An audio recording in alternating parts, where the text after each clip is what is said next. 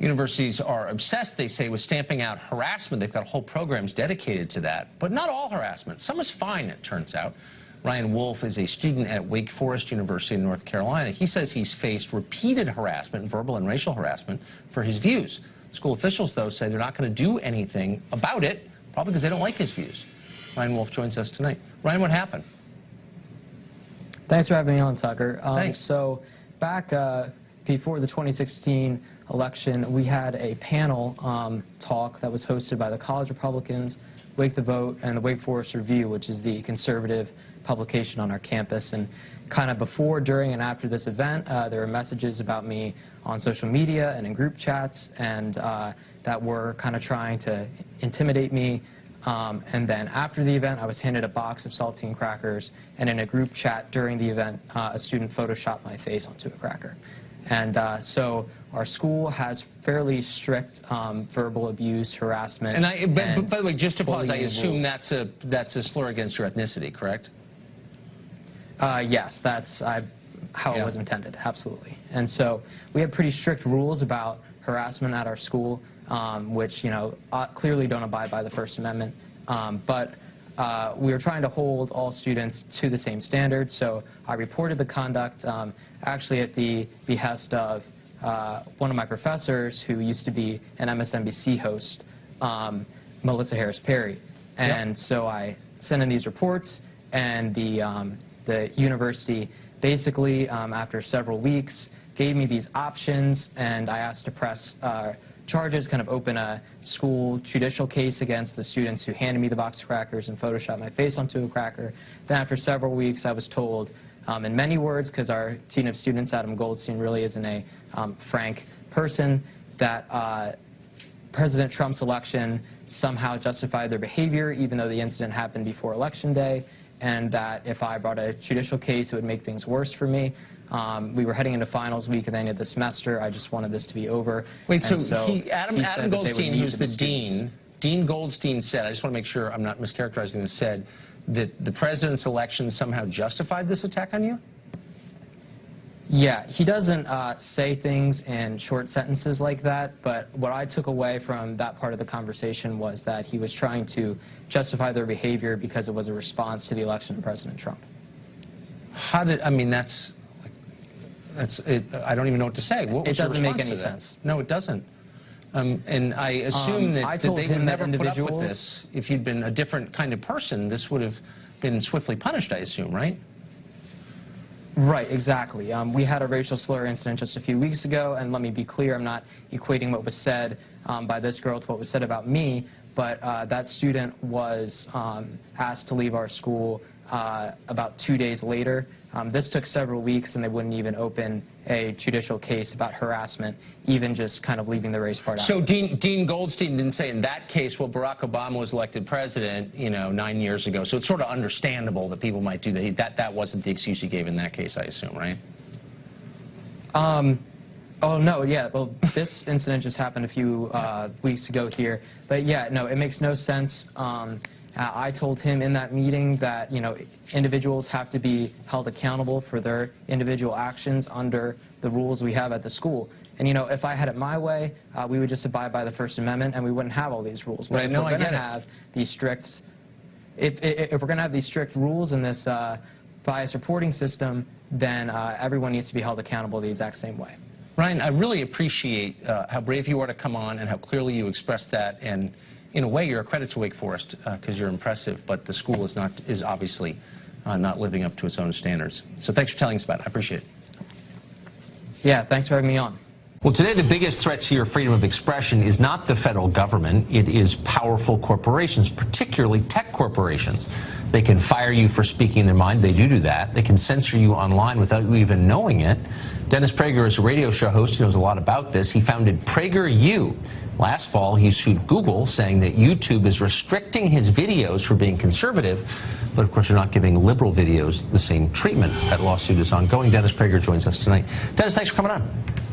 Always good to be with you, Tucker. So we've been following your suit, both out of affection for you, but because we think it has larger implications. Why is this important beyond just the suit itself?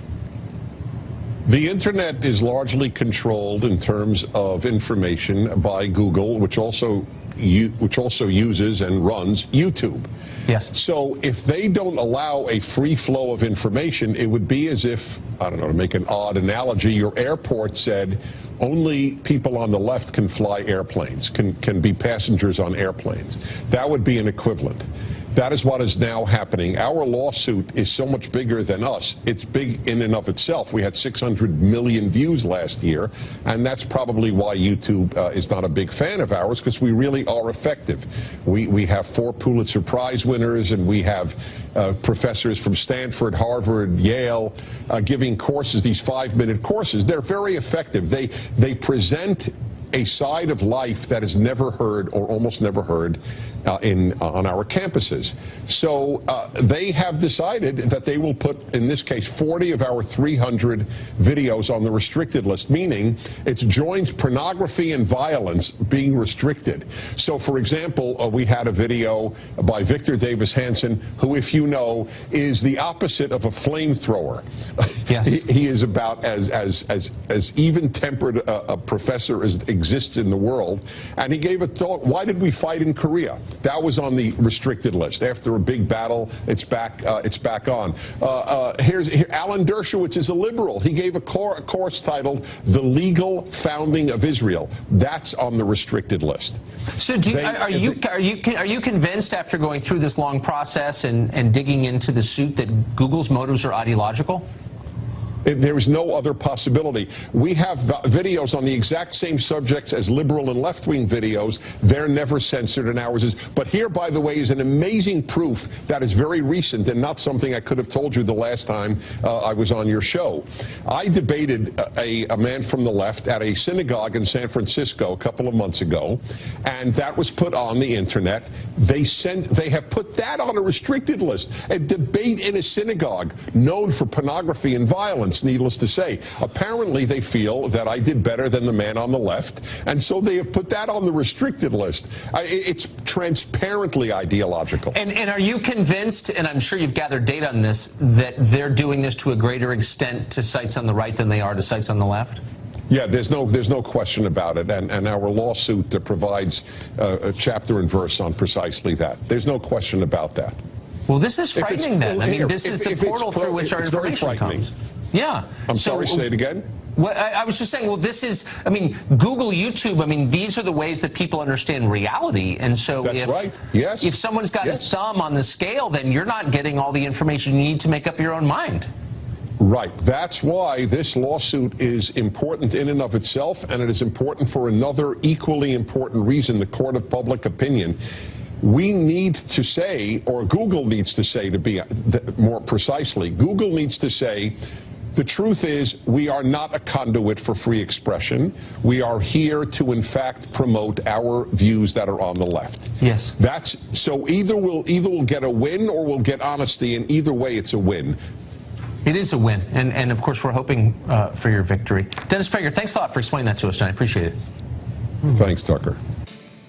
15 years ago, Facebook didn't exist. Today, it dominates our lives, shapes our conversation, even to some extent determines the way we think. Americans spend close to an hour every single day on Facebook, but the company wants more. Facebook is rolling out a new app messenger for kids. It's aimed at children as young as 6. More than 100 child development experts have warned that this is a bad idea. It could be a disaster. It serves to addict kids to social media earlier than ever. It has massive implications for our society. The company seems to be ignoring that. Jim Steyer is CEO of Common Sense and wrote the book Talking Back to Facebook, and he joins us tonight. Jim, thanks for coming on. So have I mischaracterized what this app is intended to do and who it's aimed at?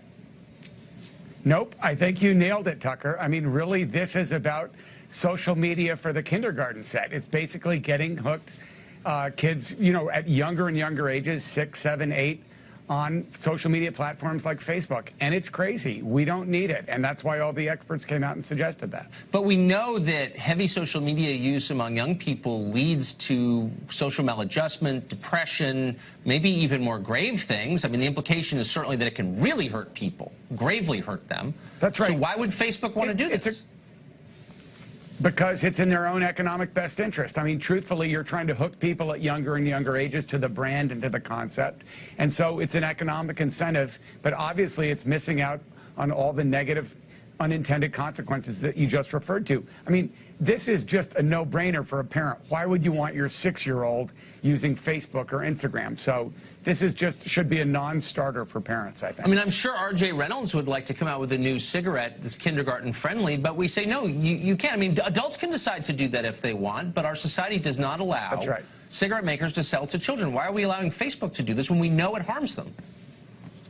Well, I think that's a very apt comparison, and it's like, you know, candy-coated cigarettes. So you want to hook kids at younger and younger ages. So we actually at Common Sense think this is not a good idea at all.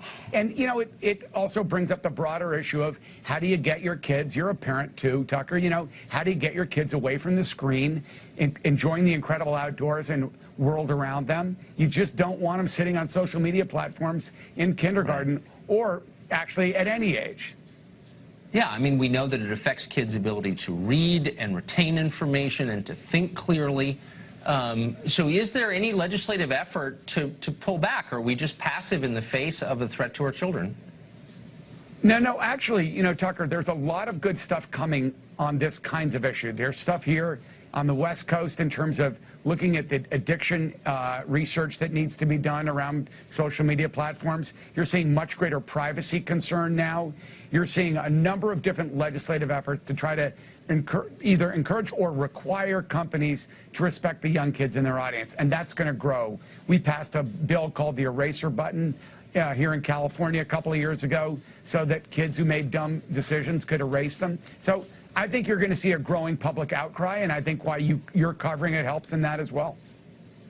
I hope so. I mean, I can just see them marketing Google Maps to babies to learn how to crawl. We're losing a lot in this. And Jim, thank you for sending the call about it. I appreciate it. Well, thank you for having us on, Tucker, and thanks for your supporting it as well. We like it. Always.